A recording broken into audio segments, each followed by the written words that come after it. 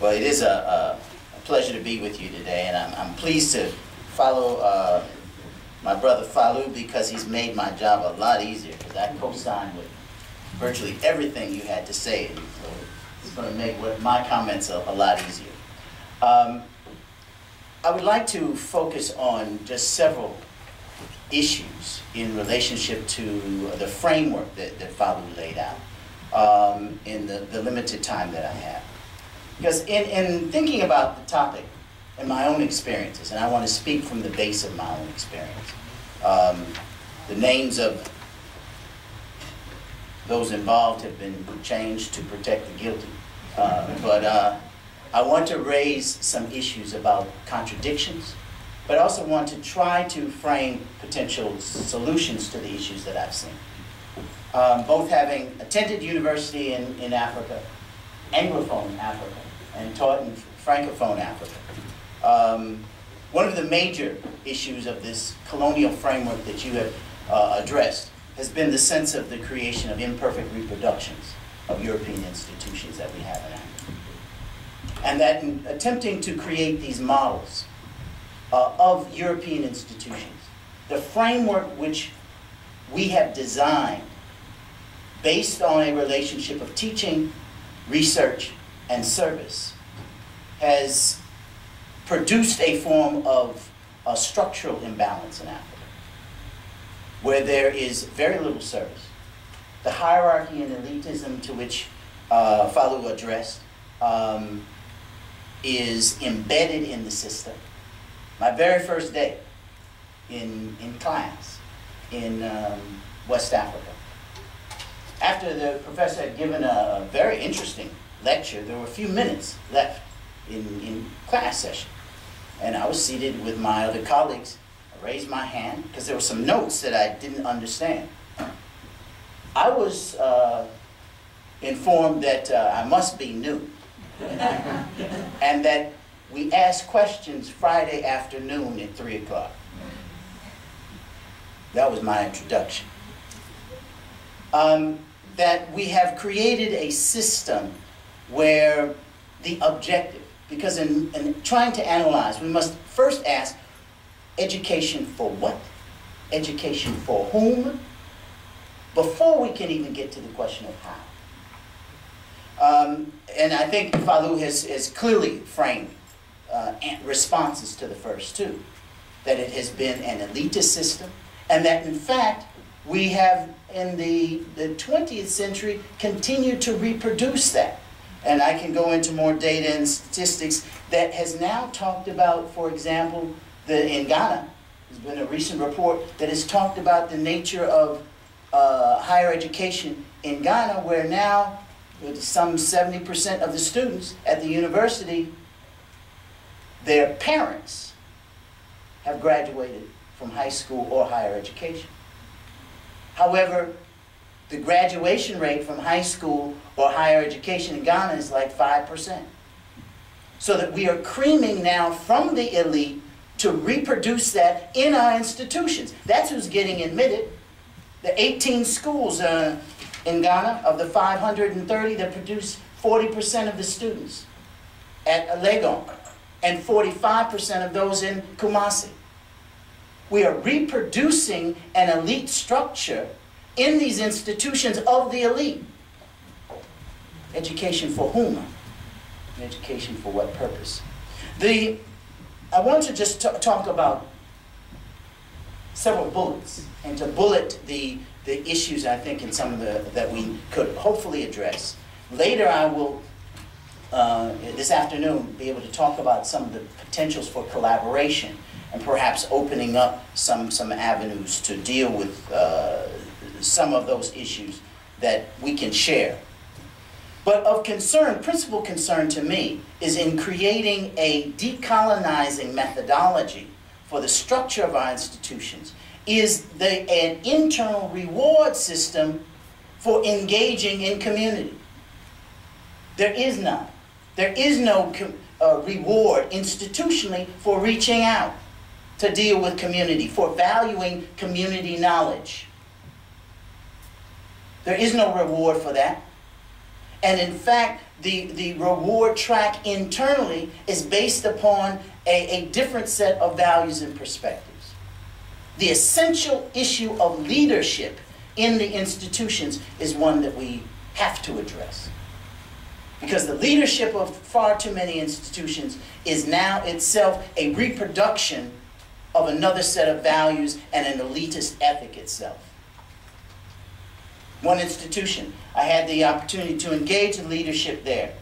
And as part of the process of our collaboration, and I won't go into a lot of depth, but we had we were looking at, they had seen the model that we had here, they had been here, and wanted to engage community. They had seen how we work in our local community, wanted to do that and to link it in some way to the curriculum, but didn't know how to begin.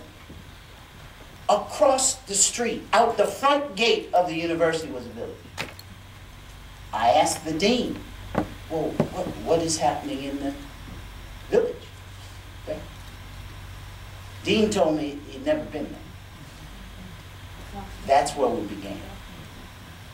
We began and we sat on Friday afternoon under a tree. Every Friday afternoon, talking with people in that community. That's how that outreach began. But there was no reward for the faculty who accompanied me there. No reward in terms of their own internal mobility. We've got to deal with the question of values and ethics. The several bullet points. You touched upon a very interesting and important question, which is the age structure within Africa, where 50% of the population of a billion people are under 17. Within the Francophone states, up to 50% of the budget of the institutions of higher education go for the support of student services and subsidies of students. Less than 10% for research. This question of the production of knowledge and the relationship of students and the subsidization of students in that is a question we've got to confront.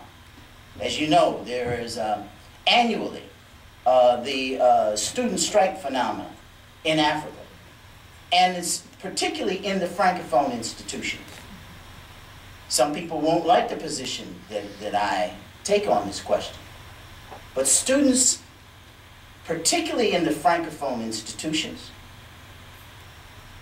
that have evolved out of this colonial model, themselves are reproducing the structure of dependence. They're paid, they're supported, and whatever is given to the students is insufficient. Students go on strike, generally around the time of exams, so they have to take the exam. And it is condoned. There has to be a transformation in that relationship and the understanding of the role of students in the context of the institution, the role of democratization and participation in leadership, but the leadership has to stand up and draw a line. This question of the budgetary issues and the financing of institutions has to be addressed. My very first faculty meeting at one of the institutions where I taught, I was in the meeting and there was a concern, a deep concern of the faculty because the budget was not funded from the government.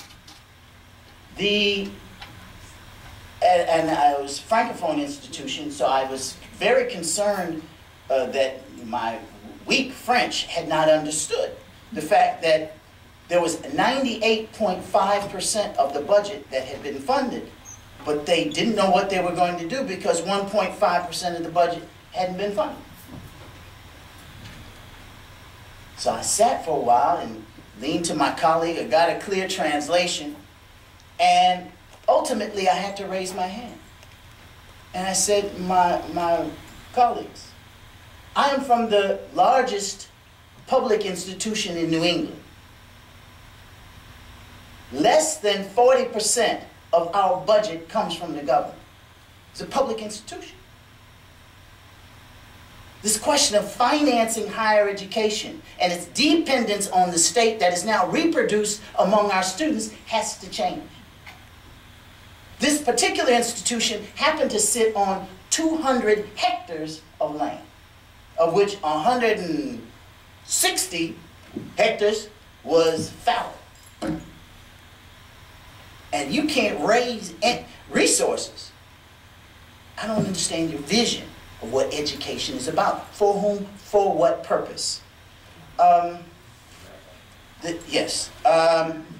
Access, equity, this issue of privatization. Let me just leave us with a model that has grappled with this. This is the model of Makerere in East Africa, which faced these issues in the 1990s.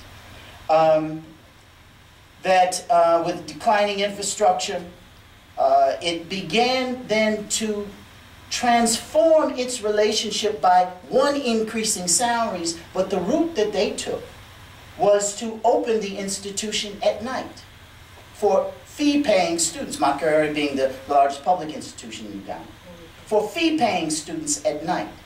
It began to have a bureau that did consultancy that allowed faculty then to acquire other resources. Because the brain drain is one we've got to confront.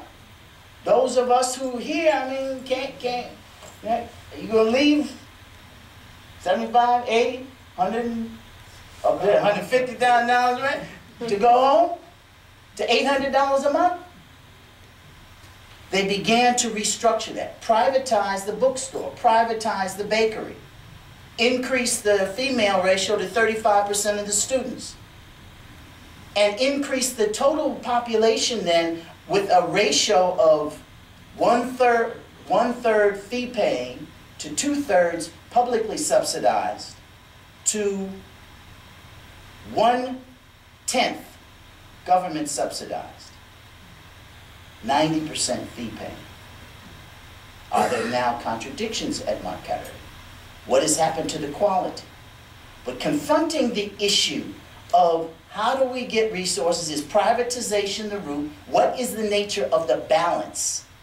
Fiscally, what is the nature of the balance between teaching, research, and service? And can we create an actual decolonizing methodology that will root us in a new vision that allows us to grapple with this infotech society and our role and position in that, in this globalization of the world?